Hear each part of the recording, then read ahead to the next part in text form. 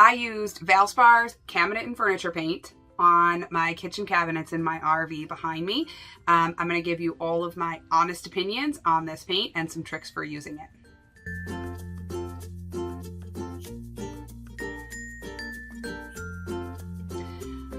Hi, I'm Jenny from Refresh Living, and today I'm breaking down everything you need to know about Valspar's Cabinet and Furniture paint. I included this paint in my post on the best types of paint to use for kitchen cabinets on my blog, which I'll link here. And I included it, I've used it on furniture before, and I liked it on the one piece I used it on, but I had not used it on cabinets yet. The reason I included it in that post is I was writing a post on the best type of paint to use in kitchens, or on kitchen cabinets or bathroom cabinets. And I am loving alkyd paint for use on cabinets. It's a water-based paint, but it's made to mimic the effects of oil-based paint with easy cleanup. So it levels really well. It dries to a super durable finish, and both of those are perfect for cabinets. Now, each store has a different brand of this alkyd paint now. This Valspar is obviously Lowe's brand. Now, it doesn't actually say that this is alkyd. It says oil-enriched enamel. So I have not been able to find an alkyd paint at Lowe's. I believe this is their related comparison. At Home Depot, Behr has an alkyd paint. At Menards, Dutch Boy has an alkyd paint for cabinets and trim. Sherwin-Williams has Pro Classic, that's the alkyd paint, and then Benjamin Moore has Advanced. So every paint company has this alkyd paint. I believe this is Valspar's version of it, but it doesn't actually say alkyd. Readers have been asking and seeking some advice on this paint and have had some mixed reviews on it. And then I had read some other reviews online about what people thought of it. And I thought, I need to use this on some cabinets and see what's going on with it and see if I can offer any tips for painting with it and whether I'd recommend it. Make sure to watch till the end of this video. I changed my mind a couple of times while I was using it and have a final opinion now about this paint. I also have some final tricks on the best things to do when using it to get a super smooth finish that really looks professional in the end. So I'm painting an upper cabinet in our camper with this, and I've put on one coat. So you can see I primed first, which is this, and then I've started my first coat of the Valspar cabinet paint, and I am not super pleased with it. You can see here these places where it was not dripping before, and now it is dripping. It's way thinner than the other alkyd paints that I've used, and it's causing that extra dripping even later on after painting it on. You can even see here, I actually just went over this spot to make sure it wasn't dripping, and now it's dripping again. And I'm painting it, here we go, there. I'm painting it in the same way I would normally paint cabinets. So you might be like, well, you're putting way too much paint on or whatever.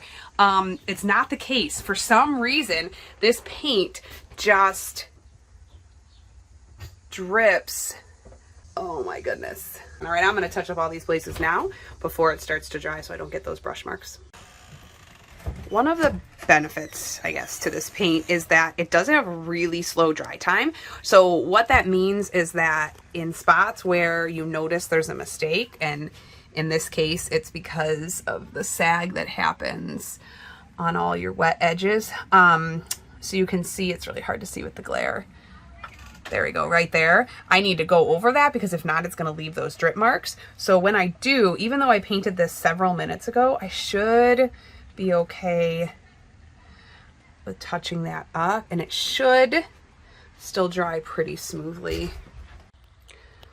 So this coat is dry. I tried to catch any type of sagging that was happening, but you can see I did it a couple times on this one, and then still after I left, it sagged a little bit more.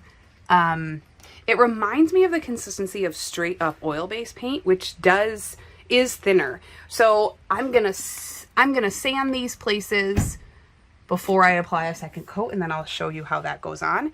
Just to give you a comparison, I'm actually using another alkyd paint the same day, just an hour or two after that first one, to just kind of compare and make sure I'm not crazy.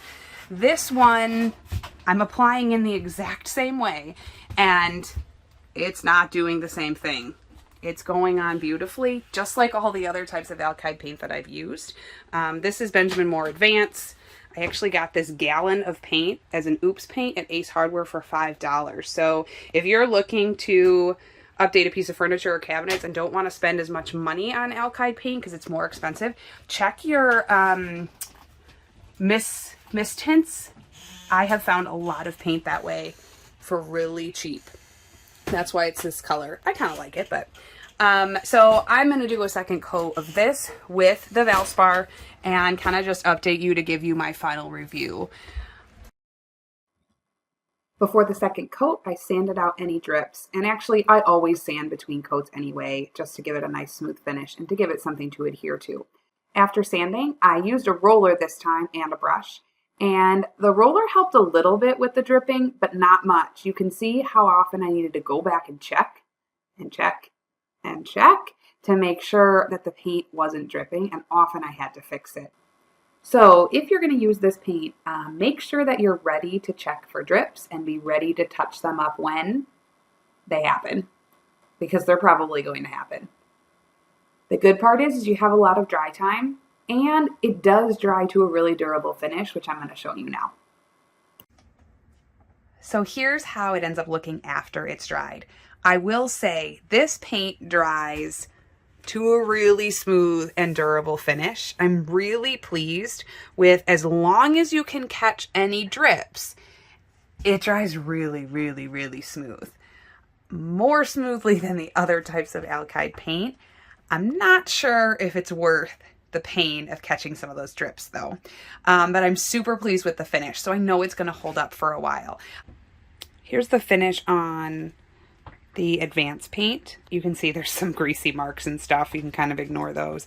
It dries pretty smooth too, but it's just not quite as smooth of a finish as the Valspar. So although you run the hassle of these drip marks, it does dry to a pretty beautiful finish. So it's kind of a trade-off. All right, here are my final tips for using this type of cabinet paint. First, watch for drips and catch them when they happen. And as soon as they happen, you've got extra dry time with this paint. So use it and use it to watch for drips. Second, make sure you shake up the can really, really well. That's going to help minimize the extra thinning of the paint and just get everything dispersed really well. My third tip would be use a roller as much as possible. Foam rollers hold less paint, and with this type of paint, you just don't want a lot of paint. And a brush is gonna hold more paint. So do extra thin coats, use a roller if possible, and that's gonna help minimize some of the dripping as well. I hope you found this helpful. I ended up kind of changing my mind about the paint as I used it, and when I found out how nice of a finish it gave, you've just gotta be ready to do some extra work to keep it smooth while you're painting. All right, best of luck on your project. Thanks for watching.